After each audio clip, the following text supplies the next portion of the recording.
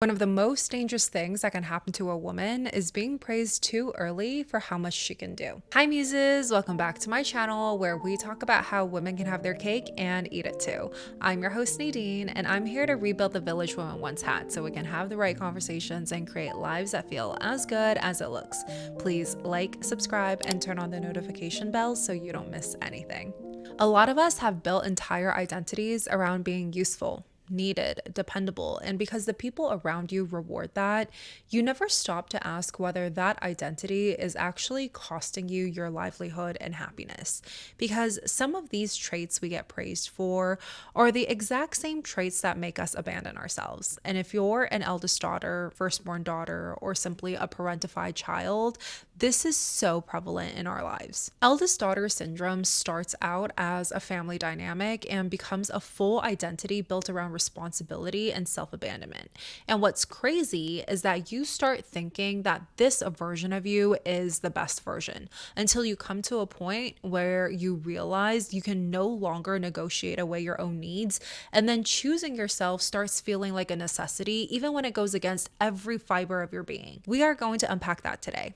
As always, we don't gatekeep, so let's step into it. This episode was inspired by a recent conversation I had with a girlfriend who told me that she always wants to be helpful. She wants to feel needed and useful, but then sometimes people take advantage of her and she gets hurt, or she ends up overextending herself and burning out to show up for others at the expense of her own mental and physical health. And I can really relate to everything she said because as an only child raised by a single mom, I know ball, okay? I know responsibility and accountability, especially towards everyone else but myself. Therapy couldn't even help me with this, okay? I had to sit through months of painful self-reflection and breaking down my own personal story on my own, literally holding a magnifying glass to every area of my life and breaking down my own psyche to figure out how to stop abandoning myself. Eldest daughter syndrome is usually what happens when you are taught too early that your worth and sometimes receiving love has a lot to do with being useful. I know that pattern very well. I had to be the reliable one, the capable one, the one who could handle things without making life harder for anyone else, without being a burden. I got good at being mature, responsible, self-controlled, and helpful. And for a very long time, those things felt like my strengths. And in many ways, they were. And I'm sure many of you can relate to that too. You're the one everyone else leans on. You're the one who keeps it together. You're the one who is anticipating everyone's needs, their emotions, being the mediator, pretty much handling everything, being the mom of the group. And people love you for that because you're making life easier for everyone else. But no one stops to ask what this costs you. And quite frankly, no one shows up this way for you at all. Eldest daughter syndrome isn't like a formal name for what we feel, but it becomes how we move through life that really disconnects you from yourself. You become so used to being useful that you forget to ask yourself if you're actually happy. Or maybe you do ask yourself and you know you're not happy, but you can't see another way out of this massive weight people place on you. And then they say how much they appreciate you, how great and capable you are, and you feel like you're being admired, but it's all empty words. No one actually sees you, and no one actually cares to share that weight. Oh my gosh, I think I might cry. We say she's so selfless. She's always there for everyone. She never asks for too much. She's so easy to be around. And it sounds like a compliment, but easy for who? Easy at what cost? Because I think we have built an entire moral framework around women's self-erasure. Why do we compliment and praise women when they abandon themselves? Why is the woman who does everything admired more than the woman who protects her own peace? This is exactly why boundaries are so important. These traits on their own can be great qualities about you, but when you don't know how to set boundaries, if you don't know who to share these traits with, if you allow yourself to be taken advantage of, if you overdo these qualities, that's when it becomes an issue because you are no longer protecting yourself. And this is especially dangerous in relationships because it really shapes what kind of love you accept and think you deserve. When you have spent most of your life overfunctioning, taking care of things, anticipating anticipating needs, fixing problems, and carrying more than your fair share, you end up living in kind of a masculine overdrive survival mode. And of course, that becomes exhausting. So you fantasize about finally meeting a man who truly sees how much you're doing, and you hope that he can just take over for a second. A man who is competent, grounded, steady, protective, and able to say, baby, relax, I've got it. Sexiest words alive. Because what you are craving is relief. It is the feeling of not having to be the one who takes care of everything all the time. It's why we see so many trends and memes on social media about being able to turn off our brains around good men or just wanting to be babied and cherished. And I hate when men take it the wrong way, because it's not actually about being an incompetent adult. It's about someone showing us love, care, effort, and support through real actions that make us feel loved because we do it for others. This is going to sound so counterintuitive, because even though you crave someone to share the load and take things off your plate, when you move through life as a hyper capable woman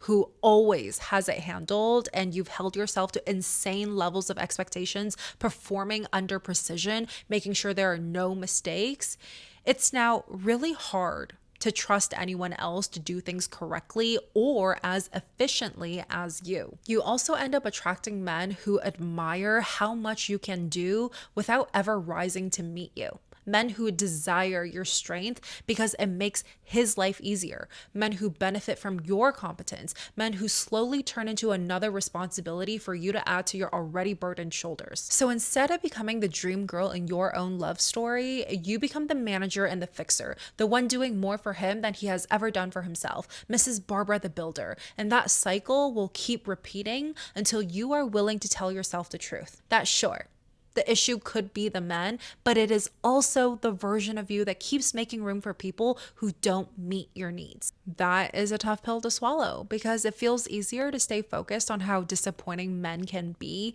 And yes, many are, but some women stay stuck there so long that they start building an identity around being the woman who can never find a good man. And sometimes what is actually true is that they have not yet become unavailable for the wrong ones. Because if you step in too quickly or you give too much too soon, you over accommodate, you over explain, you never get to actually see who he is. Your effort starts covering for his lack of effort. Your patience starts covering for his inconsistency. Your competence starts hiding his incompetence, and your tolerance slowly wears thin. Your instinct to help and save him or be the responsible one becomes stronger than your instinct to protect yourself. You need a very ruthless filter for who gets access to you. Same goes for friendships and employers who take advantage of you. Some of you have built entire careers around overworking, overproducing, being the yes man, and you call it ambition. Some of you have normalized exhaustion that you think rest is something you have to earn. No, babe, you are owed rest. Some of you are the emotional doormat in every single friendship. But let me ask you something. Are you really doing this out of love and care, or is it fear? Fear that if you stopped being useful, you'd stop being wanted. Fear that if you put down the weight, no one will think you're worth keeping around. Fear that your value lives entirely in what you do for people and not in who you are. Or is it because you care so much about being a good daughter, a good friend, a good girlfriend, that you love without boundaries and turn it into self-abandonment? Love and care without discernment will drain the life out of you. Healing is going to look a lot less like being great to other people and a lot more like being self-centered and devoted to yourself. You're going to have to disappoint people. Terrifying, I know, because how can Little Miss Perfect ever disappoint people? Well, you're gonna have to. You're also going to have to be very honest with what you want. More protective of your own peace, prioritize your own needs, and letting other adults carry their own weight. And when you set boundaries and take away access, people are going to be upset because they've benefited from you for so long. When I say the solution is to do less and be more selfish, people hear that and think I mean be lazy, self-absorbed, careless, or entitled, but that's not it. For women who already overfunction, doing less is still often more than what most people are doing. being a little bit more selfish is still usually more thoughtful and generous than the average person. So this isn't a call for you to become a worse person. It is for you to become a more discerning one, to prioritize yourself first. When you say yes to others, make sure you aren't saying no to yourself. And that's something you need to check in with yourself every so often. Because I am not asking you to stop being loving, generous, or capable and supportive, but you need to be more careful about who gets access to those parts of you. You need to observe people longer, because doing less gives you information. It shows you who steps up without being asked, who notices your needs, who takes initiative, who voluntarily cares for you instead of only benefiting from what you have to give. And I know life is not perfect. There are times we're forced to live in masculine overdrive, like when caring long-term for elderly parents or children, clocking in overtime because it's busy season at work. But even then, you have to recognize the trade-off and be honest about the cost. You have to look for where you can seek support or maybe delegate or lean on your friends and family. Just because you can carry everything doesn't mean you were meant to carry it alone. And when you meet the right people, whether that's a man, a friend, or certain family members who understand this flow, the dynamic feels completely different. It is no longer one person overgiving and the other one keeps taking. It becomes two people willingly caring for each other in ways that feel mutual and appreciated. Because the version of you that benefited everyone is not automatically the version of you that gets to feel the most alive. And if being the dependable, capable one has cost you your peace, softness, joy, your standards, and your sense of self, then maybe in your next chapter, it is time for you to put some of that down. That's all the cake I have for you today. Thank you so much for watching until the end. I appreciate it so much. And if you enjoyed our little chat today, please like, subscribe, and leave a comment to share your thoughts. And I'll see you in the next episode.